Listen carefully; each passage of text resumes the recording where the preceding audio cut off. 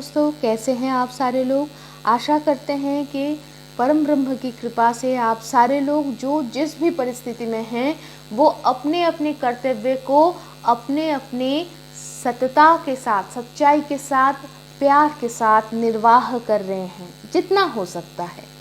तो इस शुभकामना के साथ आइए शुरू करते हैं उपनिषद अखंड संस्करण हरफ प्रकाशनी से प्रकाशित इस किताब से केन उपनिषद के द्वितीय खंड के पहला मंत्र के पाठ। तो दोस्तों, ये जो किताब है, इस किताब के अनुवादक और संपादना किए हैं अतुल चंद्र सेन, सीतानाथ तत्भूषण और महेश चंद्र घोष महाशयों की तरह विद्वज्जन।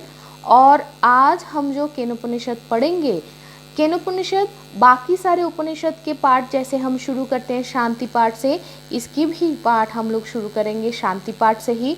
और मैं ये बोलना ज़रूर चाहूँगी कि केन उपनिषद के जो श्लोक हैं, जो मंत्र हैं, वो सारे 4 खंडों में विभक्त है। और हम लोग पिछले 9 हफ्तों से हम लोग केन उपनिषद के प्रथम खंड के एक एक मंत्र को पढ़ते हुए आए हैं। हम इसमें जान चुके हैं कि पहला जो मंत्र है उसके पहला जो शब्द है वो है केन, और इसीलिए इस उपनिषद या वेदांत का नाम हुआ है केन उपनिषद। तो आइए दोस्तों शुरू करते हैं शांति पाठ से। ओम आप्यायन्तु ममांगानि वाक् प्राण चक्षुः श्रोत्र मथो बलमिन्द्रियाणि च सर्वाणि सर्वं ब्रह्मोपनिषदं मा अहं ब्रह्म निराकुर्जां मा ब्रह्म निराकरोत् अनिराकरणमस्तु अनिराकरणं मे अस्तु तदात्तनि निरते ज उपनिषत्सु धर्मास्ते मयि सन्तु ते मयि सन्तु। ओम शांति, ओम शांति, ओम शांति।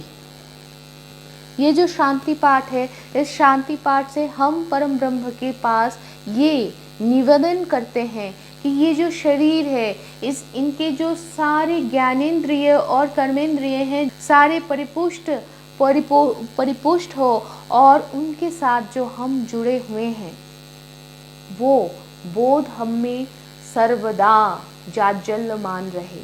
सिर्फ इतना ही नहीं, इस शांति पाठ से हम लोग ये भी अनुधावन करने की कोशिश किए हैं कि उपनिषद में विदित सारे ब्रह्म है और हम कभी भी ब्रह्म से पृथक या हमें अब ऐसा कभी भी ये मनोस्थिति ना हो कि ब्रह्म हमें अपने से अलग कर चुके हैं, ये बोध ना हो।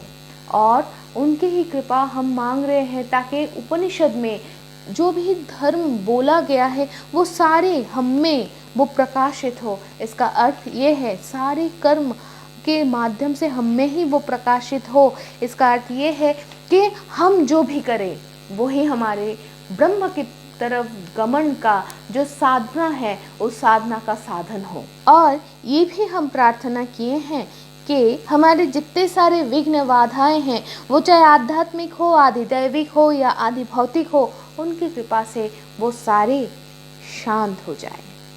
तो पहला जो खंड है, इस पहले खंड के जो पहला जो मंत्र है, इस मंत्र के जरिए हमारे सामने एक प्रश्न, एक सवाल हमारे सामने रखा गया है कि कौन हमारे ज्ञानेंद्रियों को, कर्मेंद्रियों को और मन को परिचालित करते हैं। हमें तो लग रहा था सब कुछ मन परिचालित करता है, लेकिन सच में तब मन को कौन चालना करता है?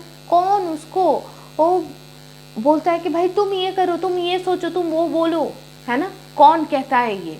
और इसी सवाल का जवाब बाकी 8 मंत्रों में दिए जाने की कोशिश किया गया है, जहाँ पर ये कहा गया है कि जिनके शक्ति से आँख देख सकता है, कान सुन सकता है, मुंह बोल सकता है, मतलब बागेंद्रिय बोल सकता है, मन सोच सकता है, श्वास, ये जो सांस हम ले रहे, हम जो सुगंध को अनुभव कर रहे, सुगंध हो दुर्गंध हो, जो भी हो, जो ले रहे अनुभव कर रहे हैं, जिनके शक्ति के द्वारा जो इन सबका कारण है, आदि कारण है, रूट कॉज है, वो है परम ब्रह्म।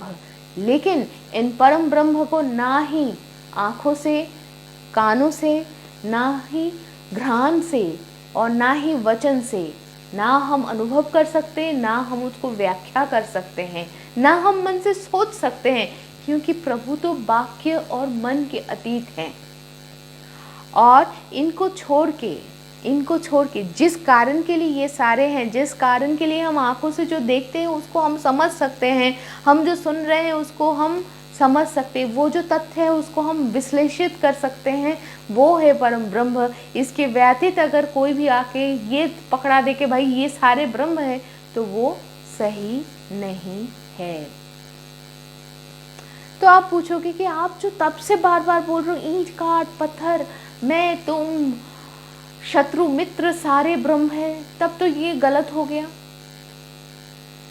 चलिए देखते हैं सच में गलत हो गया या इसका और थोड़ा व्याख्या बाकी है।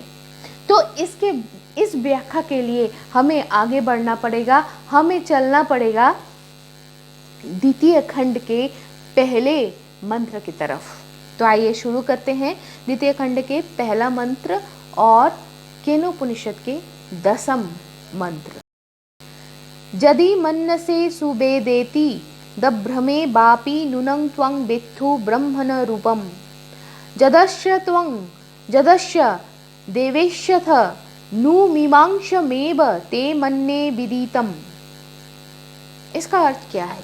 अर्थ ये है, आचार्य शिष्य को बोल रहे हैं, अगर तुम ये सोच रहे हो कि ब्रह्म को तुम उत्तम रूप से जान गए हो, तो तब तुम ब्रह्म के रूप जो स्वरूप है उसका बहुत ही अदना सा ही जान पाए हो, क्योंकि तुम इनके जो भी अर्थात तुम्हारे अंदर ब्रह्म के जो आध्यात्मिक रूप है और देवताओं के अंदर उनका जो आधि दैविक रूप है, वो बहुत ही सीमित है, बहुत ही छोटा सा हिस्सा है, सीमित हिस्सा है। अतएव ब्रह्म अभी भी तुम्हारा जानने का विषय है, अभी भी विचार्य है। आचार्य की ये बात सुनकर शिष्य विचारने लगा और फिर कहा, मुझे लगता है कि मैं ब्रह्म को जान लिया है। तो ये सुनकर आचार्य बोले, तुम्हारे बोला गया ये जो ब्रह्म है ना, ये मीमांसा के योग्य है, ये मैं मानता हूँ। अर्थात तुम सच में कितना जाने हो और जिसको जाने हो वो सच में कितना परम ब्रह्म है। मतलब अगर हम ऐसे बोले, how much percentage you have known on off this infinite 100%, तो तब जाके हम ये बोल सकते हैं कि सच में हम कितना जाने हैं। अर्थात ईंट काट पत्थर सब कुछ तो ब्रह्म है, सब कुछ ब्रह्म है, लेकिन कोई एक सिर्फ ब्रह्म नहीं है। काट भी ब्रह्म है, शत्रु भी ब्रह्म है, मैं भी ब्रह्म हूँ, आप भी ब्रह्म हो, वो प्लास्टिक की बाल्टी भी ब्रह्म है, और वहाँ पर खड़े होकर वो जो सर्दी फेंक रहा है, वो जो जुकाम हुआ है ना, जो कॉफ है उसको जो फेंक रहा है, वो कॉफ भी ब्रह्म है। सारे ब्रह्म है, लेकिन वो सारे एक एक रूप है। तो ये जो उपलब्धि है, ये अभी तक हमारे अंदर उपलब्धि के द्वारा नहीं आया है। अभी तक हम सिर्फ जानते हैं। Still now we only know it. It doesn't got transformed into wisdom.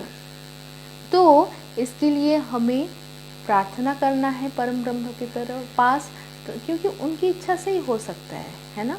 क्योंकि हम जब दोनों के बीच में एक पुल बांधने की कोशिश करते हैं, तो दोनों को ही समान रूप से कोशिश करना होता है। ब्रह्म भी हमारे लिए इंतज़ार कर रहे हैं, वो वहाँ से चले नहीं गए। वैसे जा भी कहाँ सकते हैं? सोचो, आप मैं सब कुछ तो ब्रह्म है। हम ये भी नहीं कह सकते कि हम ब्रह्म के बाहर अवस्थान कर रहे हैं, सब कुछ ब्रह्म है। तो इस मंत्र के साथ ही आज हम यहाँ पर ही समाप्त कर रहे हैं। दोस्तों, हम अगले हफ्ते फिर से हाजिर हो जाएंगे द्वितीय खंड के द्वितीय मंत्र लेके, जो होगा केनोपनिषद के 11वां मंत्र। तो तब तक के लिए क्षमता को इजाज़त दीजिए और स्वस्थ रहिए, खुश रहिए, प्रार्थना में रहिए, और इसके साथ साथ ये भी मैं बोलूँगी कि ब्रह्म में रहिए। शुभमस्तु।